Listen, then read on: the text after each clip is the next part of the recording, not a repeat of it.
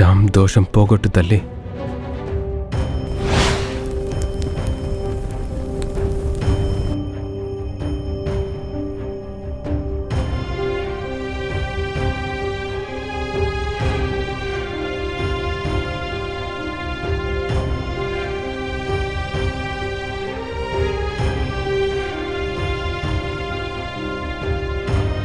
వీళ్ళెలాగూ చూడలేదుగా, 3 సార్లు తిప్పేశానని చెప్తా.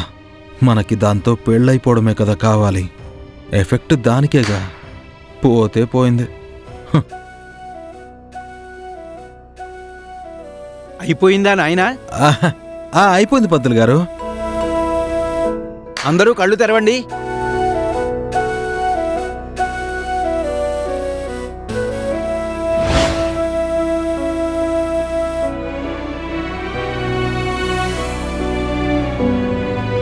అమ్మా, పరిహార ప్రారంభ పూజ అయిపోయింది. ఇక అరటి చెట్టుతో అమ్మాయికి పెళ్లి చేసే ఏర్పాట్లు చేద్దాం. అలాగే పంతులు గారు.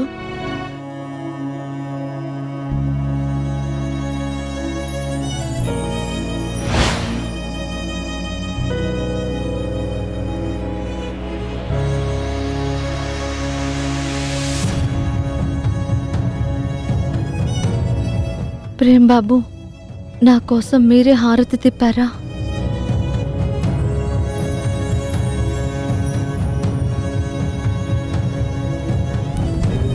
వీడు చేశాడంటే నాకు నమ్మబుద్ధి కావట్లేదే. వాడు జామ్కి కరెక్ట్ కాదనే ప్రేమతో చేయించినట్టున్నారు. నాయనా, ఈ మావిడాకుల్ని 108గా 2 దండలు కట్టాలి. ఒకటి చామంతికి, రెండోది అరటి చెట్టుకి కట్టాలి. అంతే కదా పంతులు గారు, చేసేస్తాను. పూర్తిగా విన్నాయనా?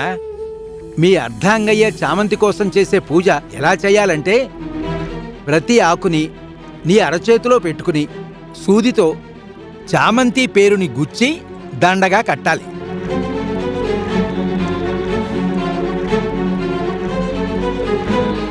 చచ్చింది గొర్రె. ఇంతుంటుందా పంతులు గారు? 108 అంటే 216 ఆకుల్ని అరచేతిలో పెట్టుకుని సూదితో గుచ్చితే నా చేతికి కన్నాలు పడతాయి కదండి. దీనికి వేరే పరిహారం ఏదైనా ఉంటే చెప్పండి. మీరు చేయలేరనే బాబు, నేను వద్దన్నాను. ఉన్నమ్మా, ప్రతిదానికి వచ్చేస్తావు. త్రిపాఠి గారు చేయలేడు అని చెప్తుంది, తన మీద అరుస్తారేంటి? అబ్బో, ముద్దుల భార్య అన్నాడని పాపం తెగ కోపం వచ్చేస్తోంది. హర్షవర్ధన్ గారు, వేరేదేదైనా ఉందా అని అడిగానంతే.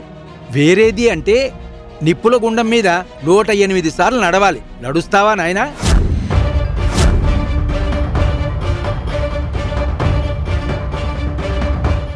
ఇదే బెటర్లేండి, ఇదే బెటర్. మీ నెత్తురు కొంచెమైనా చిందించాలి బాబు.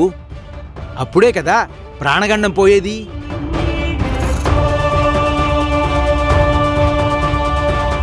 ఇక్కడ చేస్తే దొరికిపోతాం, బయటికెళ్ళి చేద్దాం.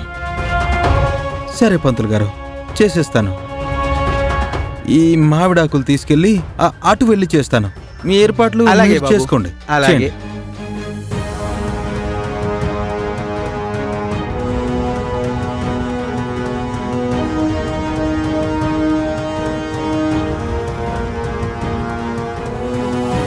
అమ్మా, అమ్మాయికి పెళ్లి చీర కట్టి తీసుకురండి. అలాగే పంతులు గారు.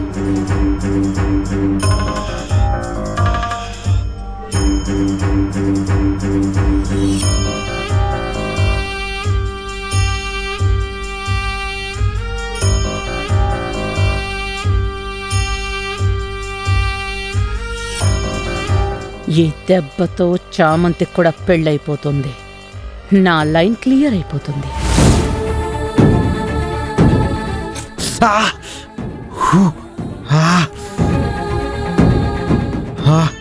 స్టార్ట్ చేస్తేనే తట్టుకోలేకపోయాను.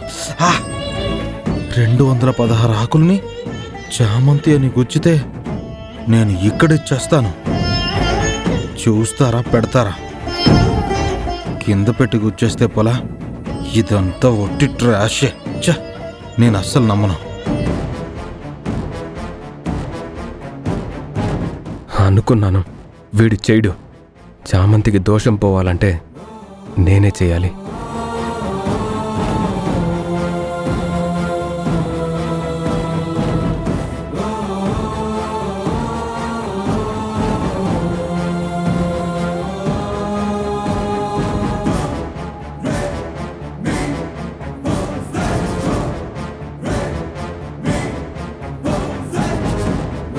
నీ దోషం పోవడానికే కదా చేస్తున్నారు.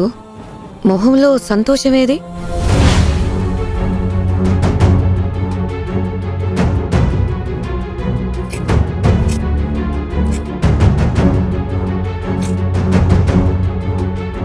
గుణాన్ని నీకిష్టమనే కదా ఒప్పుకున్నావు.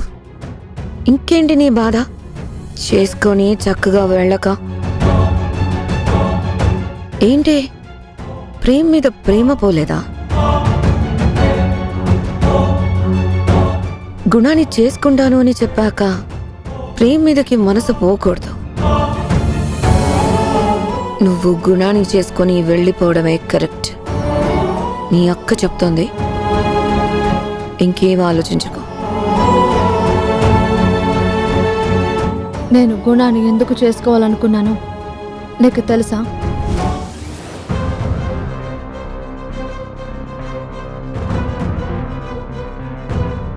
ఏమో, నాకేం తెలుసు? అది నీ ఇష్టం, నీ జీవితం. నేను తెలుసుకొని ఏం చేస్తాను?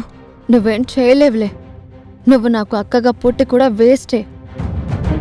నీకు నీ జీవితమే ముఖ్యం. మా జీవితాలతో నీకు పనుండదని, మా బాధ ఆవేదనని నీకు చెప్పలేదు. నువ్వు చెప్పకపోయినా నాకు తెలుసు కదే.